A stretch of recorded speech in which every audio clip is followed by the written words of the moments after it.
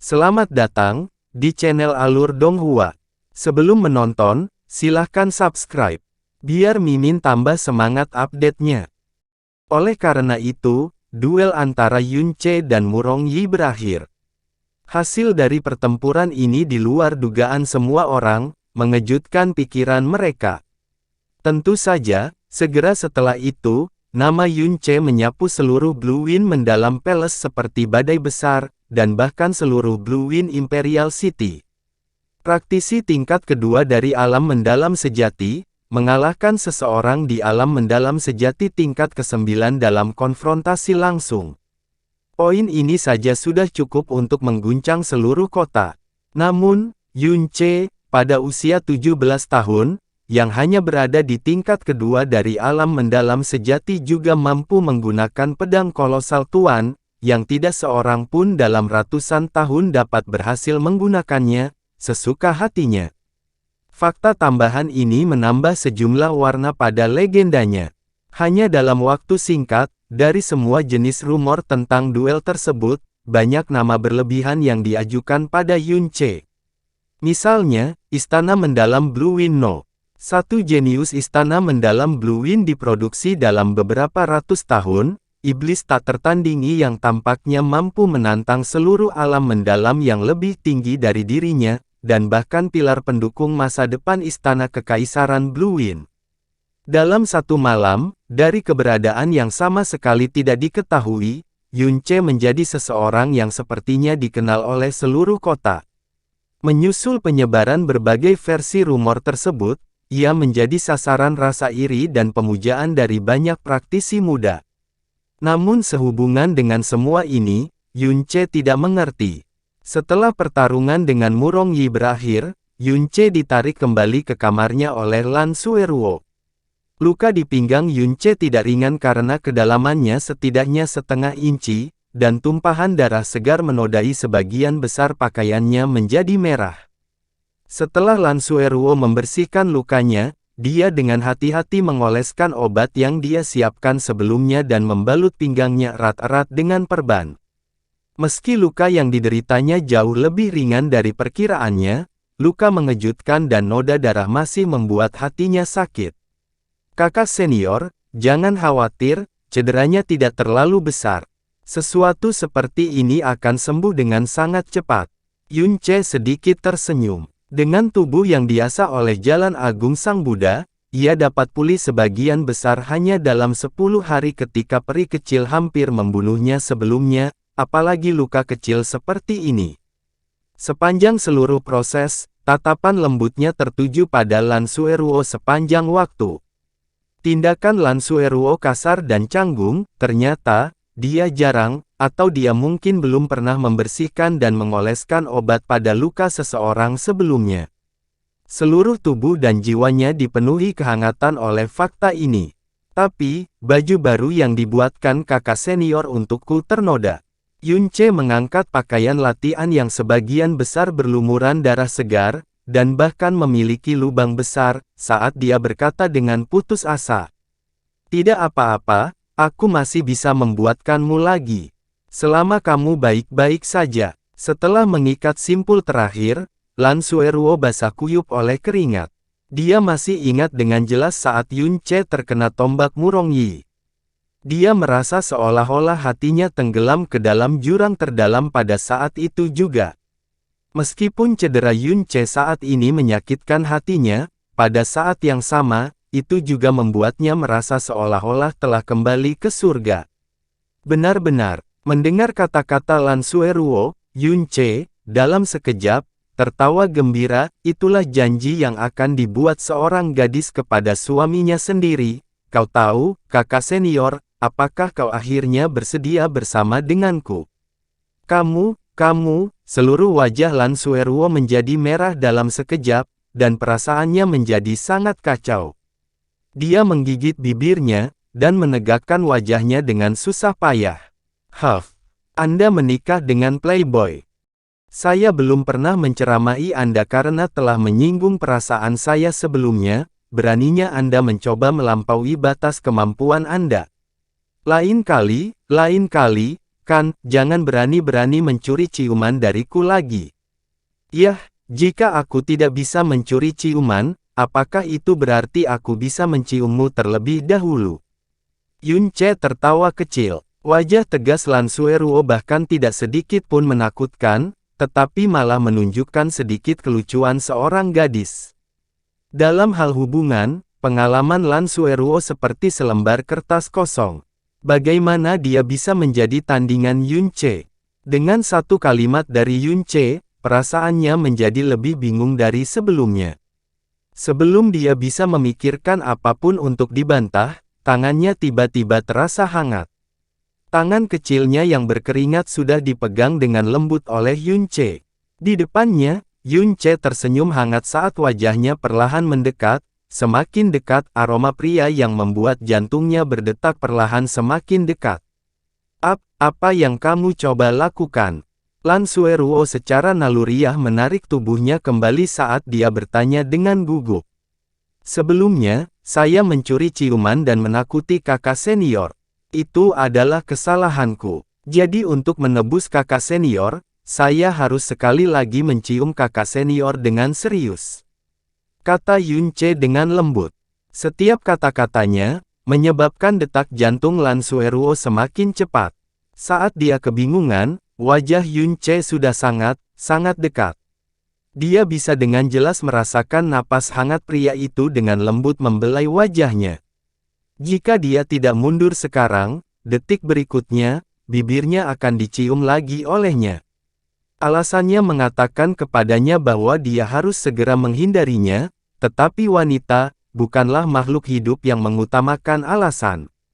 Detak jantungnya semakin cepat, kemerahan di wajahnya sudah menyebar ke lehernya, tapi dia masih tidak melakukan gerakan apapun untuk menghindarinya.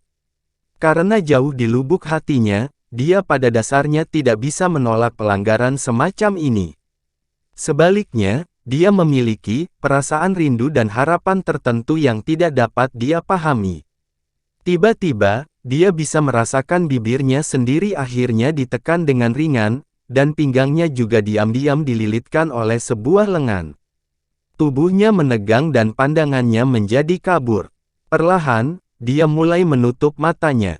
Pintu kamar dibuka dengan suara keras, dan suara yang hangat, ditambah dengan tawa yang keras, menyebar ke seluruh ruangan. Hahaha, Yunce, bajingan kecil, penampilanmu hari ini sungguh luar biasa. Seperti yang diharapkan, kamu sekali lagi memberiku kejutan yang bagus. Jadi, apapun yang terjadi, saya secara pribadi harus memberikan Anda pil transformasi naga skala emas ini. Qin Wuyu membawa hembusan angin saat dia melangkah ke dalam ruangan. Sebelum dia bisa menyelesaikan kalimatnya, seolah-olah dia dihentikan oleh dinding batu di depannya, sepasang matanya langsung melebar bahkan lebih besar dari sepasang mata sapi. Di depannya, dada Yunce terbuka, pinggangnya terbuka, dibalut perban, lengan kirinya melingkari pinggang tipis Lan Sueruo dengan erat, dan saat ini sedang mencium bibirnya dengan dalam. Lan Sueruo berteriak kaget saat dia melarikan diri dari pelukan Yunce dengan kecepatan kilat. Dia tanpa daya berbalik dan menutupi wajah cantiknya, yang saat ini memerah, dengan sepasang tangannya. Namun Yunce tetap tenang. Saat dia dengan tidak puas menjilat air liur beraroma di sudut bibirnya, dia dengan tenang berkata, "Instruktur Qin, kamu di sini." Aku, Qin Wuyu, salah satu dari sedikit kepala instruktur Blue Wind mendalam Palace, saat ini benar-benar tercengang. Bibirnya melengkung dan matanya sipit saat dia menunjukkan ekspresi ketakutan.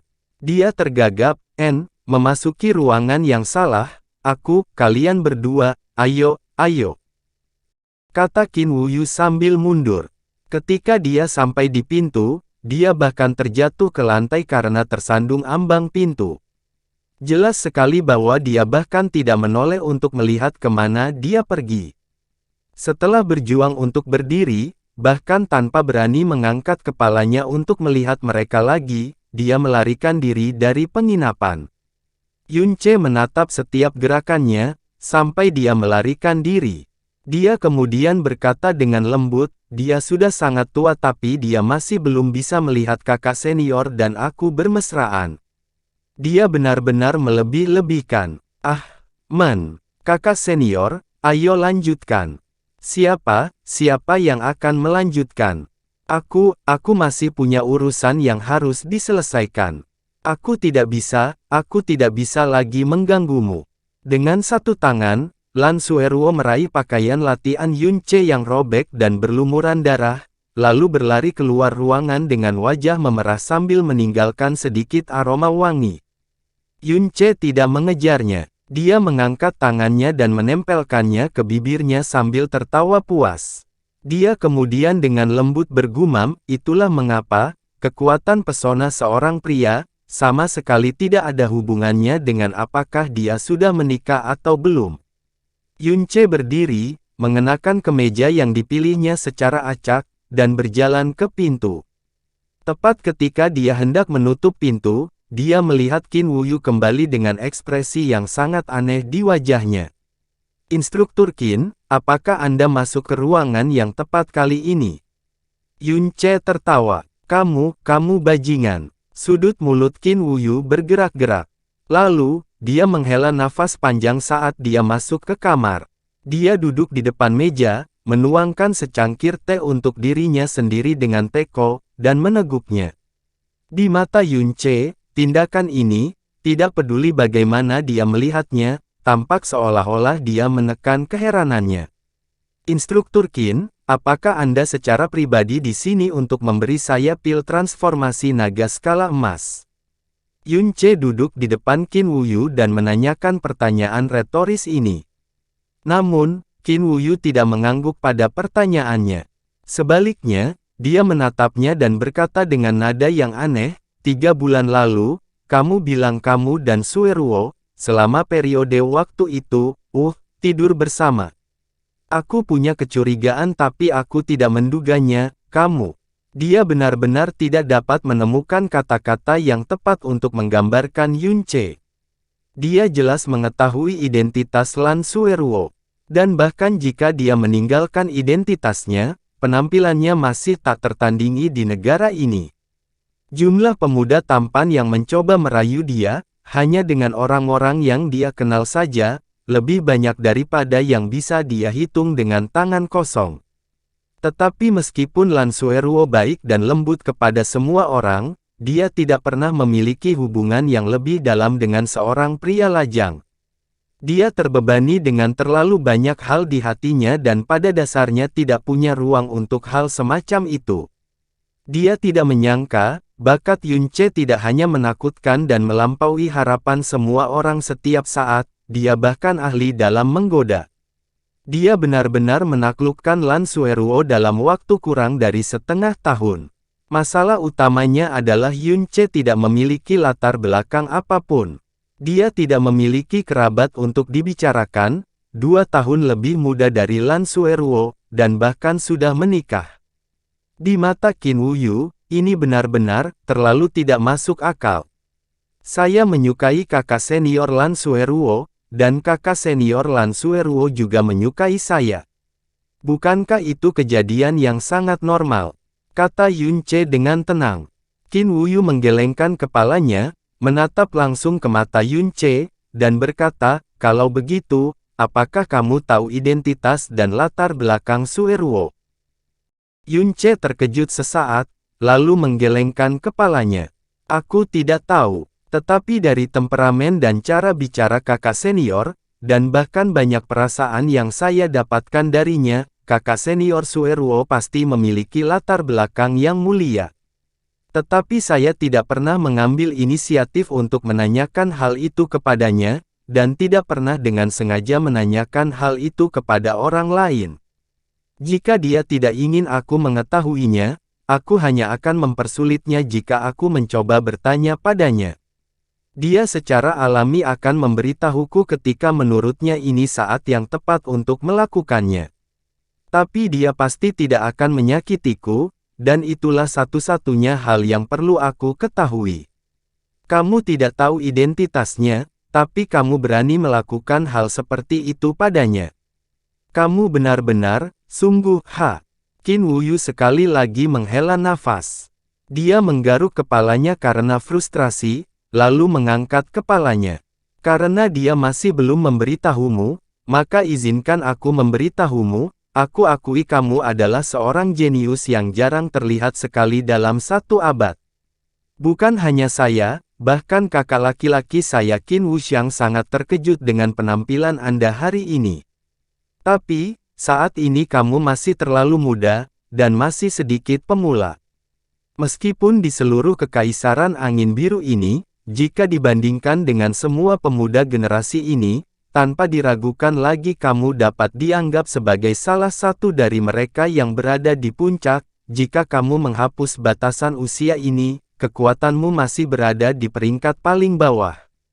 Di panggung sebenarnya, pada dasarnya Anda tidak memiliki kemampuan apapun untuk menyebabkan keributan besar apapun di kekaisaran. Saya berharap, setelah Anda mendengar apa yang akan saya katakan, Anda akan mengambil kesempatan ini untuk memikirkan tingkat kekuatan Anda saat ini. Kemudian, pertimbangkan secara objektif apakah Anda memiliki kemampuan dan keberanian yang cukup untuk menghadapi hal-hal yang mungkin terjadi. Jika Anda berpikir Anda dapat bertindak tanpa takut akan konsekuensinya, maka lindungi Sueruo dengan sekuat tenaga. Jika Anda kurang memiliki keyakinan ini, silakan ambil inisiatif untuk menjauhkan diri darinya. Untuk masa depannya, dan terlebih lagi, untuk hidup Anda sendiri. Kata-kata Qin Wuyu sangat berat. Dengan berat di hati, Yun Ce mengerutkan alisnya dan bertanya dengan ekspresi tegas, identitas kakak senior Sueruo, apa itu? Setiap kata yang keluar dari Qin Wuyu diartikulasikan dengan sangat jelas. Chang Yue, satu-satunya putri Kaisar Angin Biru saat ini, dan satu-satunya putri Istana Kekaisaran Angin Biru, bergelar Putri Bulan Biru. Ekspresi Yun Ce menegang dan pupil matanya mulai bergetar hebat. Nama Lan Sueruo berasal dari ibunya. Nama ibu putri Chang Yue adalah Lan, dan dia meninggal ketika sang putri berusia 14 tahun. Sebelum meninggal, dia mengganti nama sang putri menjadi Sueruo, berharap dia akan tetap murni seperti salju putih, dan menjauhkan diri dari korupsi dan ketidakmurnian dunia. Mungkin karena pada saat itu, ibunya sudah merasakan krisis yang akan terjadi di Istana Kekaisaran, dan berharap Putri Chang Yue dapat menjauhkan diri dari kekacauan dan melindungi hidupnya sendiri. Putri Bulan Biru. Dia sebenarnya, Putri Bulan Biru. Yun Ce bergumam agak lesu. Sebagai warga Kekaisaran Angin Biru, Yun Ce tentu saja tidak akan mengenal nama Putri Bulan Biru.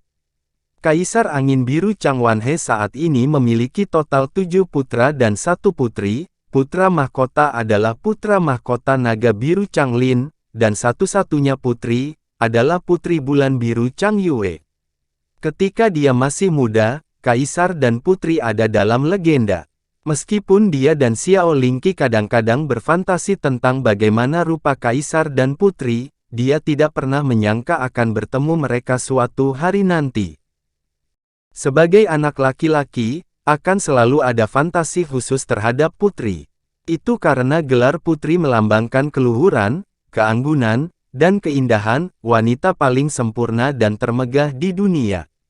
Yun Ce sama sekali tidak pernah menyangka, bahwa Lan Sueruo sebenarnya adalah Putri Bulan Biru yang telah ia rindukan dan impikan berkali-kali ketika ia masih muda, sama seperti banyak pria lainnya. Dia memastikan bahwa identitas Lan Sueruo pasti sangat bermartabat, tetapi tidak pernah memikirkan identitas Lan Sueruo sebagai putri. Itu karena sang putri berasal dari keluarga kekaisaran, dan juga merupakan satu-satunya putri kaisar, tentu saja dia akan membawa aura manja dan keangkuhan yang kental. Tapi dia tidak bisa menemukan sedikit pun di dalam Lan Sueruo, yang ada hanya kelembutan dan kebaikan. Dia sangat baik kepada siapapun, tidak pernah memiliki sikap sombong, dan tidak akan pernah meremehkan atau mendiskriminasi siapapun. Saat melihat orang lain dalam kesulitan, pikiran pertamanya adalah membantu mereka. Disposisi ini benar-benar berbeda dari gambaran Putri Bulan Biru di benaknya. Dia bahkan lebih mudah didekati dan lembut daripada wanita dari keluarga pejabat biasa. Dia adalah Putri Bulan Biru. Tapi aku hanyalah seorang gelandangan tanpa latar belakang, pengaruh atau keluarga apapun yang berasal dari kota awan terapung yang tidak penting. Kenapa dia memperlakukanku seperti itu? Karena dia adalah Putri Bulan Biru, mengapa dia berada di kota bulan baru pada waktu itu? Yun Che bertanya dengan linglung. Qin Wuyu tidak langsung menjawabnya, dan bertanya balik, Yun Che, apakah kamu tahu kondisi keluarga kekaisaran Blue Wind saat ini? Yun Che berpikir sejenak, dan dengan ringan mengangguk, saya tahu sedikit, kakak senior Si Kong telah menyebutkannya secara singkat kepada saya sebelumnya. Tampaknya kaisar sedang sakit parah, dan putra mahkota Chang Lin serta pangeran ketiga Chang Suo, diam-diam bersiap untuk berebut kursi kaisar berikutnya. Mereka juga masing-masing terhubung dengan Sekte Xiao dan klan surga terbakar. Saat dia berkata sampai di sini, hati Yun Che tertahan. Kaisar sakit parah. Tidak heran mengapa kedalaman matanya selalu menyembunyikan kesedihan yang mendalam, jadi itulah alasannya. Itu benar. Qin Wuyu mengangguk, lalu mulai menceritakan secara detail. Itu sekitar 3 tahun lalu. Kaisar tiba-tiba jatuh sakit dan tidak dapat pulih, dan tidak ada dokter di istana yang memiliki metode penyembuhan. Saya mengundang dokter jenius nomor 1 yang diterima publik, Gu Qiuhong, untuk mendiagnosis dan merawat kaisar.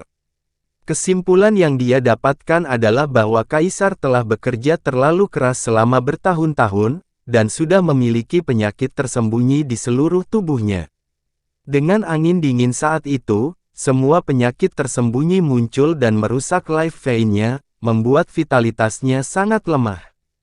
Kerusakan pada life vein tidak dapat disembuhkan dengan obat apapun. Tidak ada cara lain selain diberi nutrisi sepanjang siang dan malam dengan makanan yang sangat bergizi.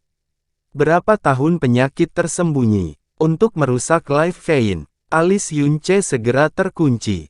Gejala seperti ini ada. Beberapa puluh dokter terkenal di seluruh negeri juga diundang setelah itu, dan mereka semua menyimpulkan bahwa kaisar tidak memiliki penyakit apapun, hanya saja tubuhnya sangat lemah. Dan semua kesimpulan ini secara langsung membuktikan perkataan dokter jenius Gu Qiuhong itu benar. Dan Gu Qiuhong juga mengatakan sebelumnya, kerusakan pada pembuluh darah kehidupan tidak dapat disembuhkan dengan obat apapun. Jika kaisar mendapat gizi yang baik, dia bisa hidup paling lama 5 tahun.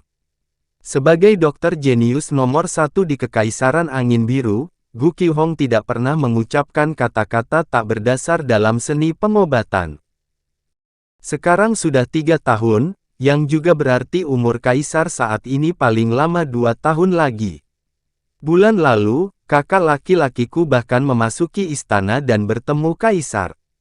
Ketika dia kembali, dia berkata bahwa kulit kaisar sangat buruk, dan nafasnya lemah, jangankan 2 tahun, sulit mengatakan apakah dia bisa bertahan 1 tahun atau tidak.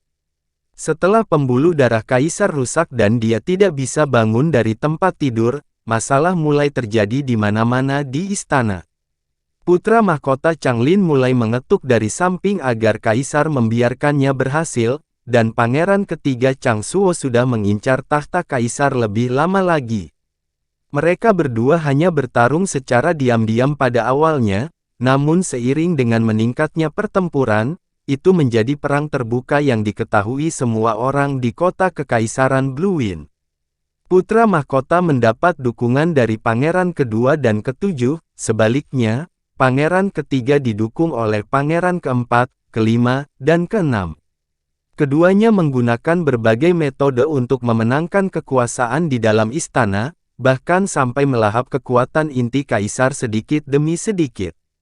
Kedua belah pihak selalu seimbang, dan tidak ada yang bisa sepenuhnya menekan pihak lain.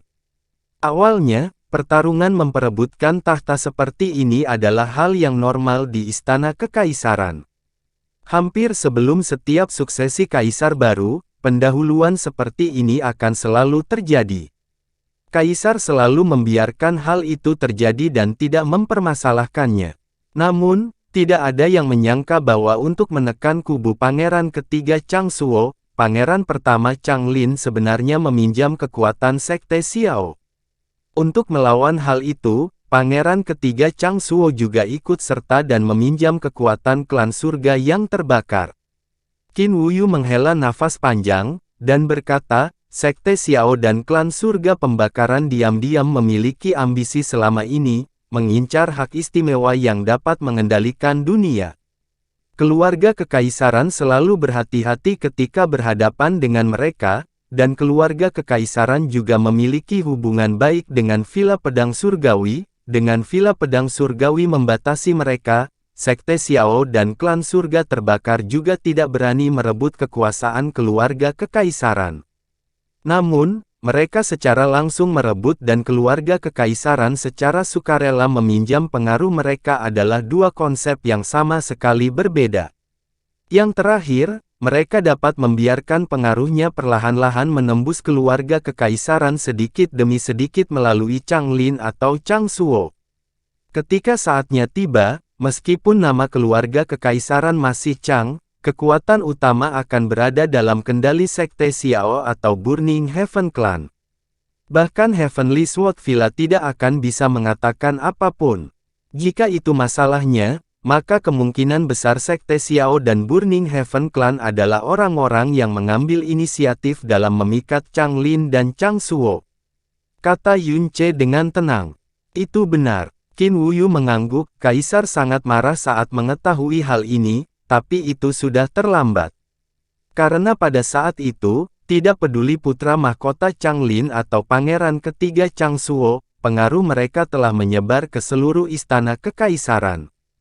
Bahkan jika dia adalah ayah dan kaisar mereka, dia sudah tidak bisa lagi mempengaruhi mereka dengan paksa, belum lagi Sekte Xiao dan klan surga pembakaran juga diam-diam membantu mereka dari pihak masing-masing.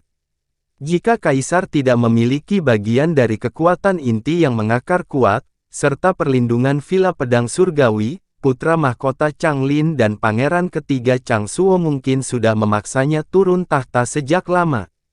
Saat dia berbicara di sini, wajah Qin Wuyu dipenuhi amarah. Setelah dia menenangkan pikirannya, ekspresi sedih muncul di wajahnya. Tahun-tahun ini, putra mahkota Changlin dan pangeran ketiga Changsuo menjadi karakter utama keluarga kekaisaran, namun kaisar terbaring di kamar tidur sepanjang tahun, dan hampir dilupakan oleh rakyat.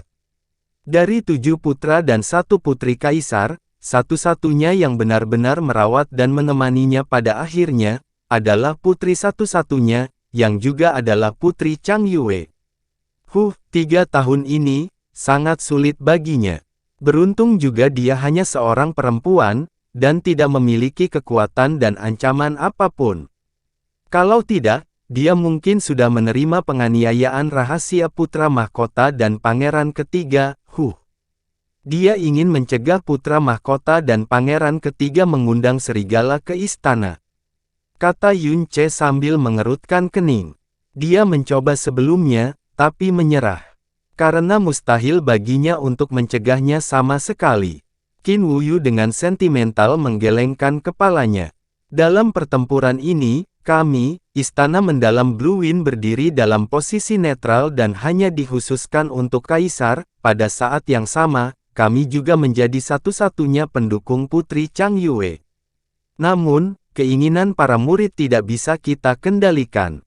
Dari 100 murid di Istana Dalam, lebih dari setengahnya telah diikat di bawah bendera putra mahkota Changlin dan pangeran ketiga Changsuo, termasuk peringkat kedua dari peringkat mendalam surgawi Feng Bufan dan peringkat ketiga Fang Feilong. Putri Chang Yue sendiri tahu bahwa dia tidak bisa menghentikan ambisi putra mahkota dan pangeran ketiga dengan kekuatannya yang tidak berarti, dan selalu menemani raja. 2 tahun yang lalu, untuk memuaskan sisa penyesalan kaisar, dia memasuki Istana Mendalam Blue Wind dengan identitas Lan Sueruo. Berangkat setelah 1 bulan, dia kemudian meninggalkan kota kekaisaran dan dipindahkan ke seluruh istana cabang besar yang mendalam di dalam kekaisaran untuk mencari seseorang untuk membantu ayahnya, kaisar, mencapai keinginannya. Saat dia berbicara di sini, Qin Wuyu menatap Yun Ce dengan tatapan tetap. Jadi akulah orang yang dia cari. Yun Ce berbicara dengan wajah hampa, apa keinginan ayahnya? Mengapa saya terpilih? Mengapa dia berpikir bahwa saya dapat membantu ayahnya mewujudkan keinginan ini? Turnamen peringkat angin biru. Qin Wuyu dengan tenang mengucapkan 4 kata. 4 kata ini, tiba-tiba mengguncang hati Yun Ce. Dia berkata, mungkinkah? Qin Wuyu menghela nafas sekali lagi. Setelah membicarakan turnamen peringkat angin biru, ekspresinya juga menjadi sangat suram. Dia berdiri, berjalan ke jendela bambu dengan kedua tangan di belakang punggungnya, dan berbicara perlahan. Berbicara tentang Blue Wind Mendalam Palace, tidak ada yang tidak tahu bahwa itu didirikan oleh keluarga kekaisaran Blue Wind kami. Ini adalah istana mendalam terbesar di seluruh kekaisaran angin biru, dan merupakan alam mimpi kultivasi dari banyak praktisi muda yang mendalam. Namun, sekte seperti pohon di hutan di Kekaisaran Angin Biru, dan ada banyak individu kuat yang tak terhitung jumlahnya. Di mata sekte-sekte besar itu, kami istana mendalam Blue Wind tidak lebih dari sekedar lelucon. Turnamen pemeringkatan Blue Wind awalnya diadakan setiap 10 tahun sekali, kemudian dipersingkat menjadi setiap 5 tahun sekali. 100 tahun yang lalu, acara ini dipersingkat lagi menjadi diadakan setiap 3 tahun sekali.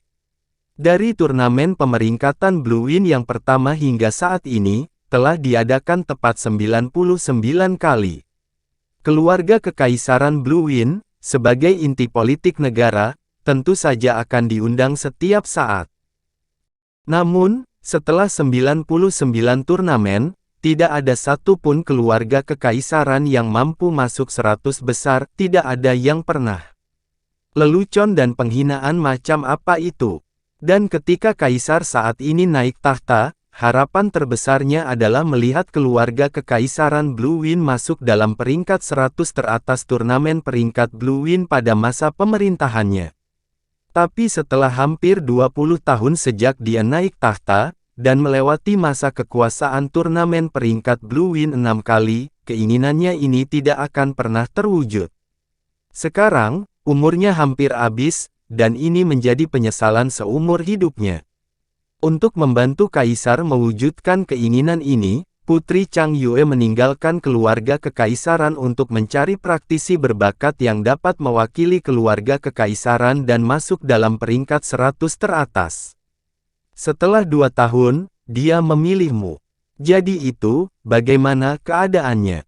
Dia akhirnya memecahkan teka-teki mengapa Lan Suerou begitu baik padanya, sampai rela mengambil risiko bahaya besar untuk menyelamatkannya. Setelah mengetahui kebenarannya, dia juga tidak bisa mengatakan bagaimana perasaannya di dalam hatinya. Keluarga kekaisaran Blue Wind memiliki jenis seni mendalam khusus, yang disebut seni rahasia hati raja. Hanya mereka yang memiliki garis keturunan kekaisaran yang juga baik hati dan murni hatinya yang dapat mengolahnya. Dari 7 pangeran dan 1 putri, Putri Chang Yue adalah satu-satunya yang berhasil mengembangkan seni rahasia hati raja. Dengan seni ini, seseorang dapat mengintip nasib dan keberuntungan seseorang sampai batas tertentu. Putri Chang Yue mungkin melihat nasib dan keberuntungan luar biasa pada Anda menggunakan seni rahasia hati raja. Itu bersamaan dengan penampilan mengejutkanmu di New Moon Mendalam Palace, membuatnya memilihmu tanpa ragu-ragu. Sekarang, apakah kamu mengerti apa yang aku maksud dengan keyakinan? Qin Wuyu berbalik, dan berkata dengan penuh arti. Saya pada dasarnya sudah mengerti. Setidaknya, aku harus mewakili keluarga kekaisaran Blue Wind untuk berpartisipasi dalam turnamen ranking Blue Wind untuknya. Yun Ce memiliki ekspresi kusam di wajahnya. Tidak diketahui apa yang dia pikirkan. Tidak, hanya pada titik ini saja, tidak bisa dianggap sebagai hukuman. Bagaimanapun, Yang ada hanyalah kesuksesan dan kegagalan dalam berpartisipasi dalam turnamen ranking Blue Win, dan tidak ada hubungannya dengan hidup dan mati. Qin Wuyu melanjutkan, 2 tahun lalu, menemukan orang yang tepat hanyalah salah satu alasan mengapa Putri Chang Yue meninggalkan kota kekaisaran. Alasan yang lebih penting adalah, untuk melarikan diri dari orang yang menakutkan. Siapa? Yun Ce sedikit mengangkat kepalanya. Tempat keempat dalam turnamen pemeringkatan Blue Win sebelumnya, putra sulung Tuan Klan Surga Terbakar Fen Duanhun, yang juga Tuan Muda Klan Surga Terbakar Fen Juecheng,